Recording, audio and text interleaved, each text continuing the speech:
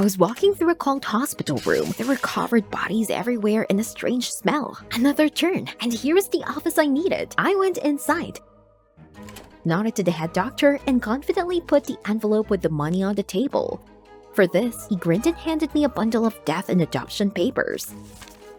Great. I quickly left the hospital, got into the car, and soon I was in the building of the Social Assistance Fund. A client was waiting for me there. I gave her the documents, and a few minutes later, she came back and handed me an envelope with the money. Wow, it was a real dream job. My scheme works like this. I buy documents for conditionally dead children. They either went missing or ran away from the orphanage and were not found. And then I pass them off as living, having forged documents. I sell these documents to clients, and the state pays them cash benefits for allegedly adopted children, and I get a good percentage. Many people would judge me, but I'm not ashamed. The thing is, my dad died a few years ago. All my life, my father honestly worked for the state to feed us, but he got cancer. He needed an expensive surgery, but the state didn't give us a cent. We had no mother, and then our dad died. So I decided, if the authorities didn't care about my family, then I was not going to live according to their laws. And soon I learned that the state pays a considerable amount for the adoption of a child. That's when I came up with the scam. I found lists of children who were already formally dead and quickly adopted several dead people. However, I quickly realized that I could not adopt all the children myself. The civil services might suspect something, but I could not give up the gold mine. I started looking for girls who were willing to line their pockets from it.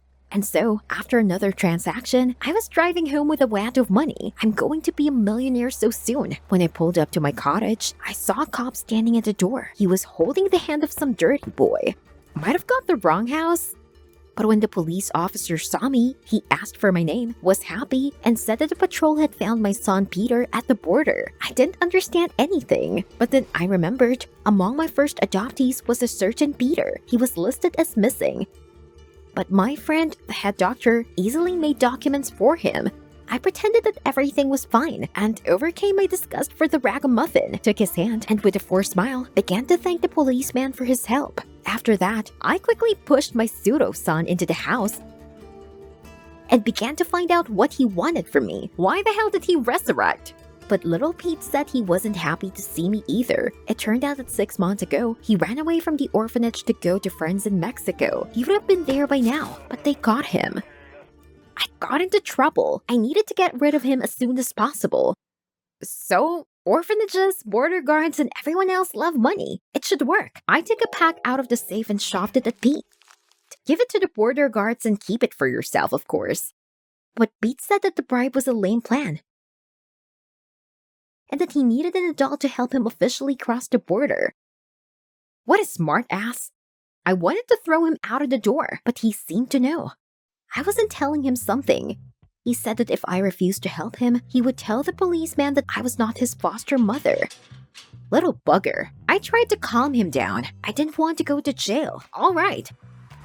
I'll take him to the border quickly and straight back. With a sigh, I went back to the car and got behind the wheel. Pete jumped into the next seat and we drove off. To get rid of the kid as quickly as possible, I decided to take the shortcut to the border and drove through the canyon. Pete didn't say a word the whole way. I was surprised. Could children be so calm? I was also silent. What should I talk about with a kid? And then when we were passing by the canyon, I heard a strange sound and the car started to shake. I slowed down, then got out of the car. Damn it. The right wheel was broken. I wanted to call a tow truck, but there was no network. Stupid canyon. But there had to be a town ahead.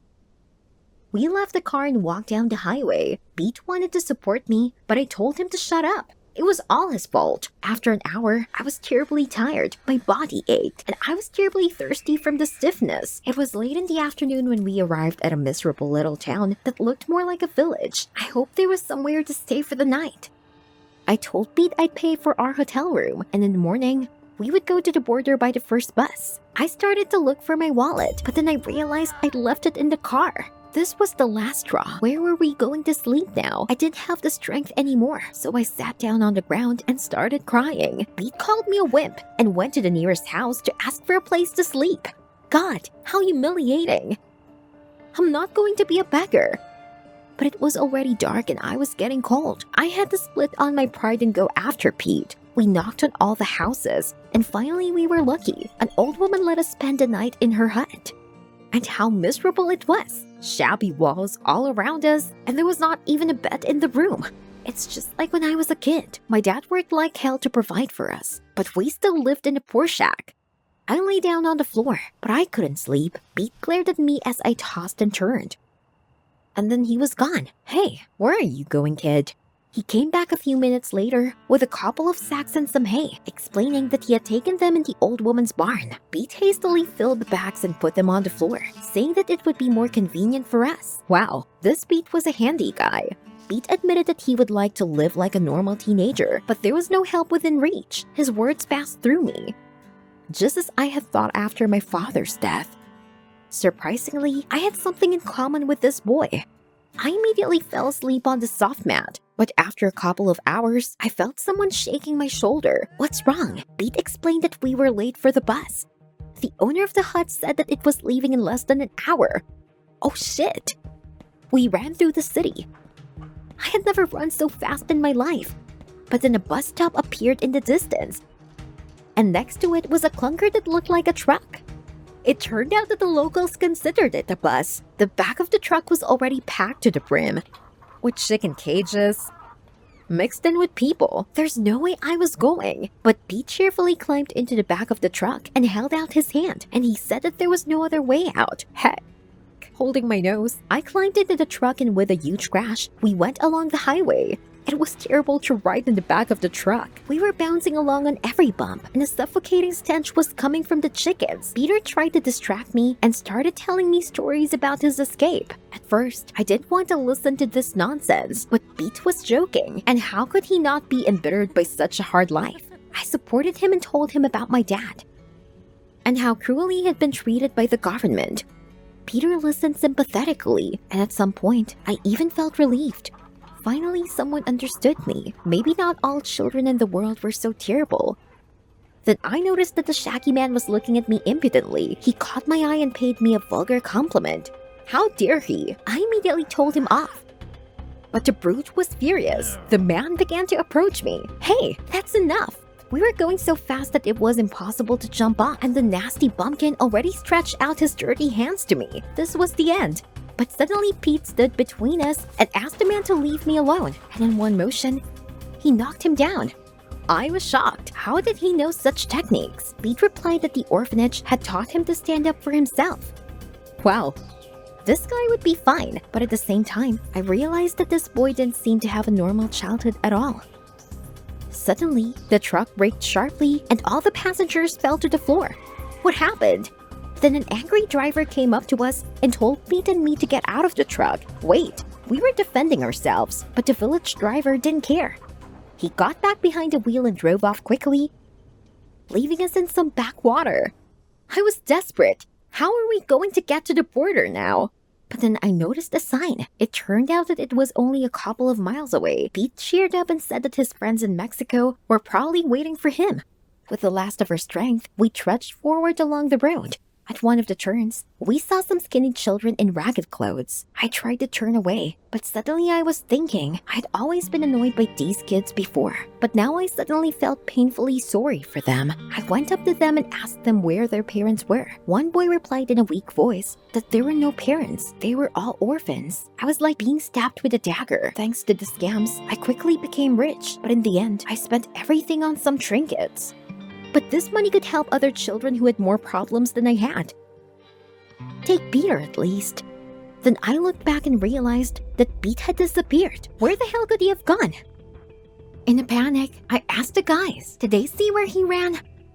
But they just shrugged their shoulders. I ran on, trying to find out from the occasional passerby if they'd seen Pete. And suddenly a local remembered that he had seen a boy captured by Big Man on the local gang. God, it could be Pete. He pointed to an abandoned shack deep in the canyon. The gang's lair. Most likely, he was dragged there. Before I could finish listening, I rushed there and round around the shack on all sides. In one of the windows, I saw Pete. He was already being approached by some beefy types with batons. Oh shit! I hesitated. I didn't have to risk my life for Pete because he wasn't my son. But he had done so much for me. And now he was in trouble. Why was I standing? I had to act quickly. In a desperate rush, I jumped through the window and pushed one of the jocks standing at the entrance. Run, Pete! Pete took advantage of the moment and immediately ran for the door. I ran after him, but one of the big guys grabbed me. And then I saw Pete. He quickly hit the big guy with a board and we ran away as fast as we could. In the evening, we continued our way to the border, and here we were. Finally, there was an awkward pause as Pete looked down, embarrassed, and thanked me for my help. And I suddenly realized that I didn't want to break up. I had become so attached to Pete during this time. I hugged him tenderly and burst into tears. We had been through so much together. Pete almost seemed to be crying too. But we both knew that any journey always comes to an end. I watched Pete go until he was out of sight. I hoped that everything would be fine for him, and he would definitely be happy. It was time for me to get back into my life. And I thought how to change it now. I got home safely. There was a lot of money in the safe. But I wasn't happy about it anymore. I felt more alone than ever. Suddenly, someone rang the doorbell. Could it be Peter? I suddenly thought, and I was glad of this thought and ran to the door. But it was just a delivery guy. And then an idea came to me. And what if I adopted a child? Only this time, they would be very much alive. I'm Jilly, the popular TikToker. I already have 3 million followers and I'm used to constant marks from them.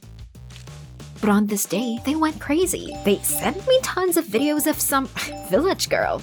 Are you kidding me? This is an account with knitting lessons. But when I saw the blogger in that video, I was blown away. She was my exact copy. I, of course, was often copied, but this time the girl was just the splitting image of me. I don't believe in miracles since childhood, but she even had the same voice. I was shocked, but then I thought it would be fun to shoot a video with her. This would definitely fall into the trends. The girl's name was Meg. I texted her and asked her to meet me at the cafe tomorrow. Oddly, she agreed very quickly. What if this was some kind of setup? The next morning, I pulled my hood up so the fans wouldn't recognize me and went to the meeting. To be honest, for a year I was already pretty exhausted from filming all sorts of events, and this increased attention. I was considered the most scandalous star of TikTok, but I made good money, true. I was very lonely. Because of my popularity, I did not have any real friends at all, and sometimes I wanted to become just an ordinary person again, who did not need to check likes and views every 5 minutes, and be afraid that I would be photographed from an unsuccessful angle.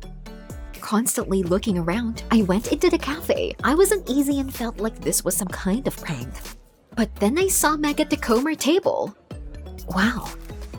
She really looked a lot like me. Meg waved at me. But when I got closer, I saw that she had a different shape of the nose and a bunch of moles on her neck.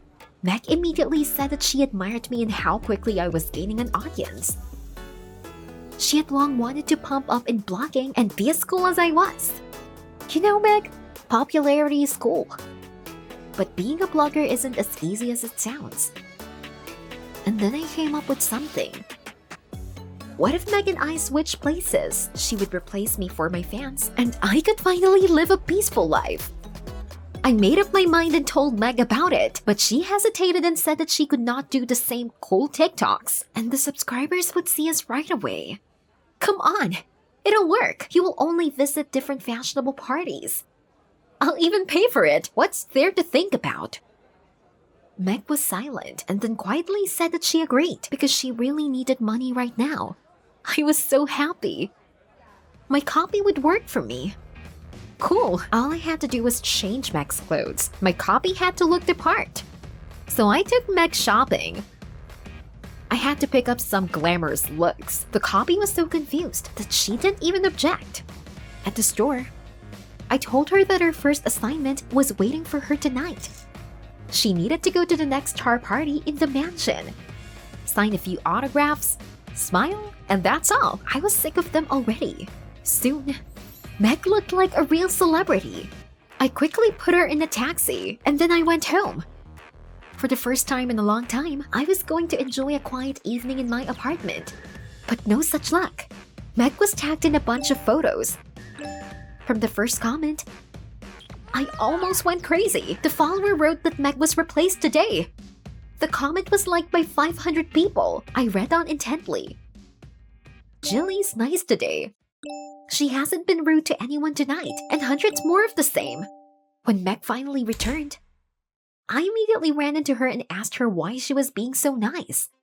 But all Meg could say was that she was absolutely delighted with this life. At the party, she was even offered to become the face of a cosmetics brand and took a few photos. What? Meg? Are you crazy? You have moles all over your neck, and I don't have any. Followers will immediately guess everything. I immediately deleted all my photos from Instagram with an open neck and posted a picture of Meg. Let the followers think that I have always had moles. The next morning, followers continued to admire me at yesterday's party and liked a new photo. The plan with my copy still worked. I could finally get some rest. But it was not so easy. I always had to be on the lookout. I might have been recognized while Meg was hanging out in another part of town. I went to a movie once and just put on my 3D glasses as I was accosted by two chicks. They were asking how Jilly had ended up in the movie theater when she'd posted the story from the spot 5 minutes ago. I told them that they had got it all wrong and quickly ran away through the emergency exit. The fans looked after me suspiciously. After that, I was afraid to go out and I spent most of my time at home. I didn't want anyone to recognize me again. But after 2 weeks of such rest, I was terribly bored. I usually dealt with this by one means. I arranged a live in TikTok. I prepared myself. I put on a new tight dress and turned on the stream. The mood was just cool. But suddenly a wave of hate hit me. I didn't understand what was going on, but followers began to write that I was somehow evil and that I looked fat in a dress. Some jerk wrote that he saw me at the party yesterday. I was much kinder and more beautiful. In a panic, I cut off the live. It's just me. You've always liked my sarcasm. After the live, 1,000 people unsubscribed from me. What a thrash! Is Sweet Meg doing any better? I'm sure you'll soon get tired of her too. I called Meg and told her it was force majeure. Meg had to come and do the next live right away. I didn't think she could do any better than I could. But at least I wouldn't have to listen to all of this hate. Meg asked for my TikTok password, just in case if she would need to make an extraordinary live. Reluctantly, I handed her the information. Okay, I would change my password in a week when my fans want me back. Every night, Meg did her live and I watched the stream. The audience was growing and I couldn't understand why it was happening. Fans, are you blind? I had to do something, so on the eve of the next live, I handed her an idiotic second-hand dress. She would definitely not be able to be a princess. I was looking forward to the wave of hate, but all of a sudden, Meg was showered with compliments, like, in this simple dress, she's even better. She finally stopped looking like a doll. The mood was ruined, but in the evening, I got a call from the courier. He had a gift for me, from a fan. Well, finally at least someone had come to their senses. I had just pulled a brand new smartphone out of the box when Meg burst into the living room, snatched it out of my hands, and said it was for her. What's the matter? Meg said that she had been hanging out with my ex, a cool rapper, for a couple of weeks now, and he was sending her presents. I didn't believe it. Then Meg showed a picture of her hugging him, where she gave the fans the finger. This was my signature gesture. It was simply unbearable. I freaked out, telling her to get out of my life. I didn't need her services anymore. Meg looked at me quizzically and said that brainless dolls like me were not worthy of fame. She always knew she could be better than me, and she proved it with ease.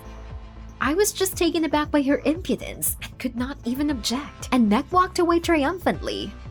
I only understood one thing. I should have told the fans the whole truth sooner. I quickly made a video with a bare neck and was going to post it on TikTok. See? The real Jilly doesn't have any moles. I already came up with a caustic comment to the photo, as I realized that I couldn't log into my account. What's going on? The password didn't fit. I texted Meg and asked for my account back, but she sent me a mocking smile in response. That was the last straw. How dare she? It's me, Jilly, not she. And then the bell rang. Meg has finally come to her senses. But the voice on the phone only politely reminded me not to be late for the presentation of the Blogger of the Year award. It started today at 6. Was this some scam? This was the first time I had heard of it. But they said they had already called me exactly a week ago. Then it hit me. Meg was aware and wanted to collect the award herself. I hung up to the phone and frantically searched for a dress. I needed to get ahead of this stinker. Barely made it to the start of the award. I rushed to the dressing room. But when I opened the door, Meg was already inside, sitting in my chair. I expected any reaction. But Meg suddenly burst into tears and begged me not to expose her. She promised that she would no longer go behind my back and would obey me in everything. Meg was suddenly that sweet little girl, and for a second, I felt sorry for her. I went over to Meg to calm her down. But suddenly she grabbed my arm. What the hell was going on? I tried to pull away. But Meg wouldn't let go. She said that it was only because of her that I was nominated at all. After that, Meg dragged me to the bathroom. What are you doing? But she quickly went out and locked the door. Hey, let me out! I tried to handle for a long time, but it was useless. What should I do? I started looking for something to pick the lock with. And then I remembered my hair. It was full of hairpins. I ran to the door and began poking at the lock with my bobby pin. And finally I heard it click. I ran as fast as I could down the long corridor to the stage, but Meg was already standing there. All the searchlights pointed at her. I ran out on stage and waited for the fans to be happy. But the audience was buzzing, demanding that I wouldn't disturb Jilly in her speech. So they thought I was a fake. Meg said into the microphone that I was just crazy and needed to be isolated. The guards were already running to the stage. And then someone from the audience shouted that in fact, the real Jilly never had ugly moles on her neck until recently. I realized this was my chance. And they shouted that there were no moles on my old Instagram photos. Let them see for themselves. Damn it. I removed them with my own hands. The guards dragged me off the stage. I resisted, shouting that they were wrong. A minute later, I was in the ambulance. The doctor gave me an injection for some reason. Gradually, my eyes began to close. As I drifted off to sleep, I realized one thing bitterly. Life is one and you need to live it on your own. In order not to turn out to be your own fake at one point. We've been driving somewhere for a couple of hours. Are we out of town yet? Or were we taken to the forest? Or do they ride in circles around the city, confusing us? Maybe it's not too late to kick down the door and yell. But I really need this job. Have you arrived yet?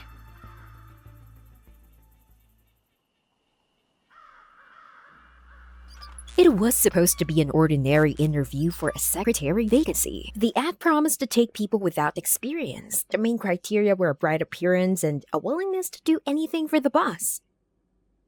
It sounded doubtful. But I signed the papers without looking at them. Not that I had a choice. But no one warned me that they would put a bag on my head and take me to the forest. To star in a reality show. Welcome to the Secretary's Show. The mechanical voice said that we had to spend 5 weeks in this house, performing tasks on camera, and the one who will have the most views will get a money prize at the end, and a contract with an advertising agency. Huh? Yeah, sure. Personally, I came to the interview to get a normal job, and I don't intend to participate in this. I remind you of the terms of the contract. If you leave this house before the end of the game, you will pay a fine, each of you. No one remembered the amount of the fine, but they clearly didn't want to pay. Who wants to lose money? No security is necessary. The girls themselves will tear me apart. Just in case, I took a closer look at them. They were all different, as if they had been specially chosen for their type. One of them was a typical ringleader, already trying to command everyone. And maybe it will be even fun, said the beauty, the most hearted up of us. She even liked it all. There was a girl huddling in the corner, whom I mentally called Wallflower, because she hadn't spoken yet. The smart girl was the only one who checked if there was a connection, and, Your first task, girls. well, there's nothing complicated. Just make coffee at speed, right? Now you have to bring coffee to your favorite boss. Take cups and saucers and pass the traps with them. Did I mention that the coffee was scalding hot and the cups were full to the edge? When the ringleader was passing obstacle course, something nasty happened.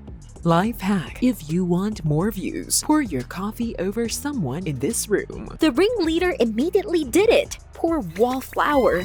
The beauty immediately repeated after her and doused the smart girl, but her coffee wet the smart girl's pants, not her bare legs. Got off easy. How can you do this? The ringleader said that viewers love shock content, nothing personal. Everything was for the sake of the prize. I had seen enough. I wasn't going to wait for more. As soon as the robo-nanny allowed us to go through the rooms, I began to study the house. I can get out through the ventilation. I wanted to leave, but going alone through the forest, and I turned to the only sensible person here, to the smart girl. Do you want to try to leave? Instead of an ally, I got a slap in the face. It turns out that the smart girl intended to compete for the prize, and my escape would spoil everything for her.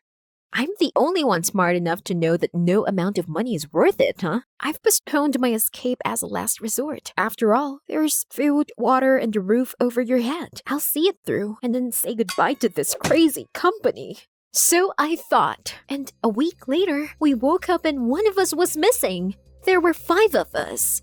It was said in your contracts, the one with the least number of views is out of the show at the end of the week. No matter how much I asked for an explanation, the robo-nanny didn't tell me what happens to the excluded. Are they going to be sent home? Or Wallflower, smart girl, and I were scared, and the ringleader with the beauty were laughing on the camera. I'm freaking out. This isn't a child's game. After the disappearance, the atmosphere changed. We were still completing tasks, but not as relaxed as before. The thought, what if I'm next, was gnawing at everyone, and the tasks became more and more strange. When we were offered to eat a cockroach on camera, I refused to participate for the first time. Beauty and the ringleader had a fight over the last cockroach. I was sick of their display. However, these toads were in the top views. I was in the middle, and Wallflower was almost at the bottom. She was afraid of everything, and her videos were the most boring. Even I knew that. The smart girl claimed that if she is the best in everything, then the victory will be in her pocket. Victory will, but views? The audience liked Thrash. It was obvious. Drama and fights attracted audience's attention, and the ringleaders and Beauty's ratings soared to the skies. The relationship between us completely collapsed. It would seem, how can it even be worse? But now everyone was deliberately bullying each other on camera. You fools! They only did it for the prize, and I was the only one who really wanted to be free. We fought more and more, and the tasks only got worse. At the end of the second week, the smart girl disappeared. Her strategy of perfect passing didn't justify itself. The second time was less creepy. I didn't have any more strength to be afraid. The ringleader decided to celebrate the next week with a live broadcast. She got a lot of comments, like take off your shirt, do a handstand.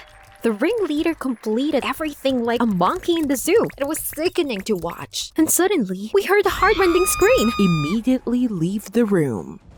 We were shaking behind closed doors, expecting the worst, while Flower was frankly crying. And then the ringleader came back with a fresh cast on her arm and eerily happy. Her break gathered a crazy number of viewers, and the wild scream was cut into memes. I immediately understood what this means. Now we will switch to outright cruelty to get views. It's time to finish this circus. No show must go on. That's enough for me. I also asked for a live broadcast, but I wasn't going to do any tasks. As soon as the camera turned on, I told the audience, "Help! You're being held by force! Call the police!" Someone even answered me in the chat. I was happy. But the broadcast immediately stopped, and the robo-nanny spoke again. But she said that instead of a broadcast, the moderators were pre-recording because they expected a trick from me. She set you up to pay the fine. What do we do with traitors? My attempt to save everyone turned into a death sentence. They completely hated me. It's not a house, but a jar with rats. There was a real war going on in the house against me. The ringleader added dried cockroaches right in my plate a couple of times. The tasks were getting tougher. My views were failing. I had to agree to another task, and it wasn't a pleasant one. They put me in a chair, put on my stupid secretary badge, and lowered me to the bottom of the pool. I never had weak lungs, but holding my breath was difficult. Especially when I saw the snakes. The pool is full of them. I managed and didn't fall out of the rating, but I fell even lower in the eyes of venturous toads. At night, the ringleader covered my hair with glue, and I had to cut it off. The wallflower warned me that the ringleader and the beauty were conspiring and planning to rough up with me in the bathroom. God, I just wanted a normal job.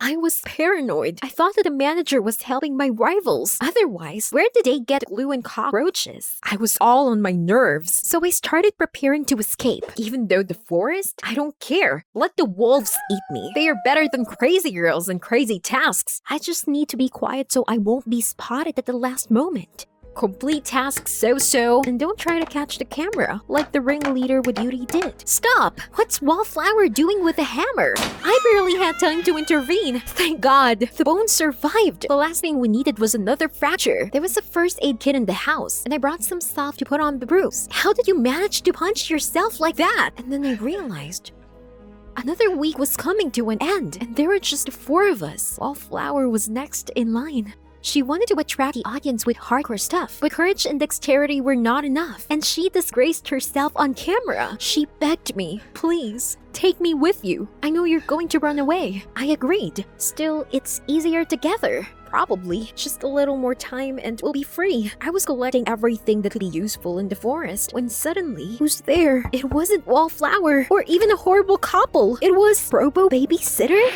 Listening to her pitiless voice every day, I never expected to see a nice lady who was as affectionate as my mother. Wallflower sold me out, and now I'll find out what happens to dropouts. Or not? It turns out that the squabbles between bitches began to irritate viewers, and the show's ratings scrapped down. With all this war, I forgot about the ratings. I was neck and neck with ringleader. Wow! And I was offered to do something mega nasty and cool to win attention. As if I needed attention or a stupid prize. At midnight, I waited for Wallflower at the appointed place. As soon as she appeared, the light suddenly turned on full in the dark room. Wallflower ran as fast as she could, but she didn't run far. Security took her away, and the host told me with all her heart that my idea was just brilliant. My video, Our Escape Epic Setup or Naivety 99 level, has collected a lot of views. Ringleader will have to burst out of her skin to get ahead of me. Will I definitely get a job if I win? Sick? Seriously? I'm sorry, but you have a month or 2 to live. The doctor continued. Then I started to feel dizzy. The doctor said that I have a severe disease and most often it's transmitted sexually. What if... I stormed out of the room in rage. So I got this piece of trash from my ex-girlfriend? What a stinker! I've been loyal to Susie, and she seems to have been unfaithful to me. With shaking hands, I dialed her number on my cell phone. You broke my life! I shouted. How could you not tell me? Susie said that my suspicions were correct and she had no regrets. You were selfish, so you deserved it, she added, and then hung up. I almost threw the freaking phone at the wall. Screw it, I'm going to get drunk and go to Pete's to celebrate the beginning of my end. Pete is my best friend, but we are different. We both wanted to be actors, but only he managed to survive the finals and I was expelled. Now he's in the theater, and I don't really have a hobby. Pete was glad I came. He likes when we watch stand-up nights together. But this time, I had too much and started talking about the illness and Susie. All women are the same, I said. And anyway, if Susie did this to me, why can't I do this to others? Then Peter said I was talking drunken nonsense and that I can't do that. Well, he doesn't understand anything. Besides, he's healthy and successful. We ended up having a fight and Pete blurted out that I'm not his friend anymore. Well, screw you! I went home and immediately passed out. In the morning, the thought of revenge didn't disappear. Well, there's nothing I could do about Susie, but how many other stinkers, right? I will take my revenge on them all. I cleaned myself up and went looking for a victim.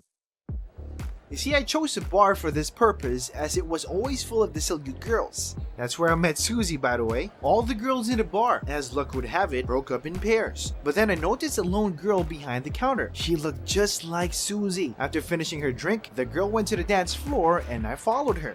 "I'm Emmett! And you!" I shouted, trying to drown out the music.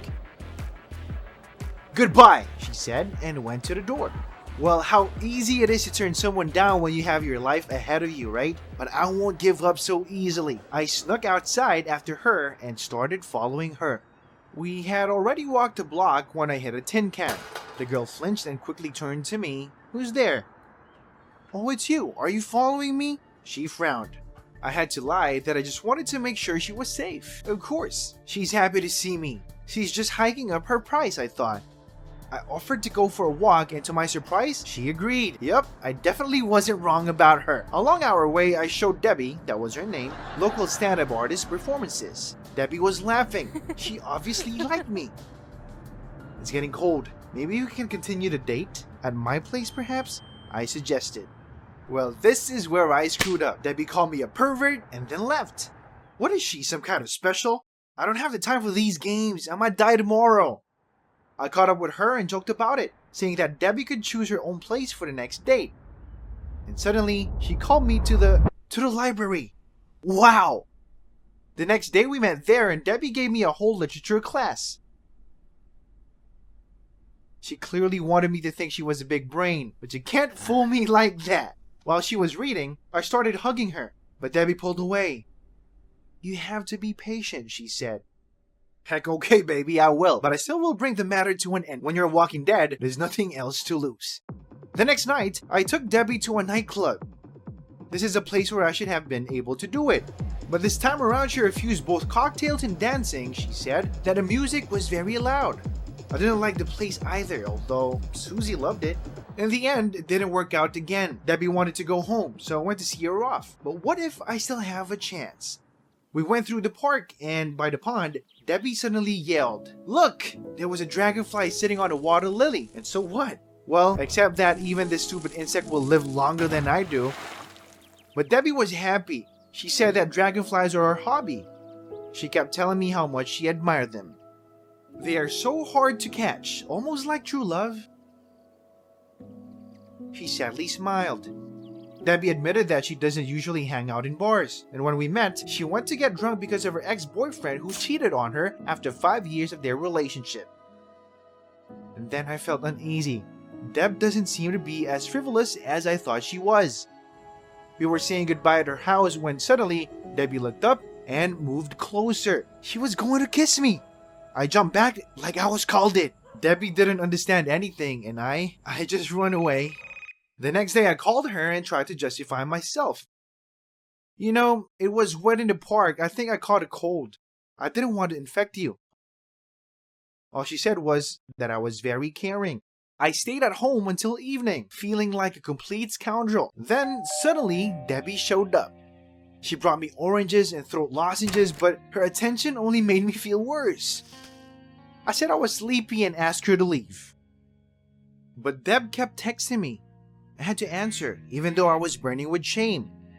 She didn't even know how I lied to her all the time. I felt bad. Debbie suddenly stopped responding. I couldn't get in touch with her for a few days, and then all of a sudden she picked up the phone. Deb said she had a cold too, and then asked me to bring her medicine. I suddenly got mad. I was about to die. Why should I babysit her? My thirst for revenge seized me again, and then I went to Deb's. The door was open and I went inside. Why does it smell so? I went into the living room for a fragrance and saw Deb wearing a makeup and a tight dress. There was a candlelit dinner on the table, and Debbie offered to stay with her. Heck, I went numb. "Deb, I can't. Don't ask me why," I said. Debbie was taken aback and sat down. "You don't like me anymore?" she asked. I didn't know what to say and ran out of her apartment. I just hated myself. After that, I really felt awful. I couldn't leave my bed. I think I'm dying. I need help. And then I remembered Pete. He's my best friend. How could I lose him? He was right. I shouldn't have started this. From day to day, I was getting worse. Even breathing was hard. I decided to make up with Pete one last time. I called him, and he came right away. Surprisingly, Pete forgave me. I must have looked pathetic. He listened to my story and agreed to fulfill my last request, to tell Debbie the whole truth about the illness and tell her I apologize for that. I really couldn't do it myself. And don't dare to tell her where I am, not even on pain of death. Pete agreed, and I was relieved that Debbie would be safe. The next day I got really sick and went to the hospital. I was undergoing an examination when suddenly, Pete actually told her where I was.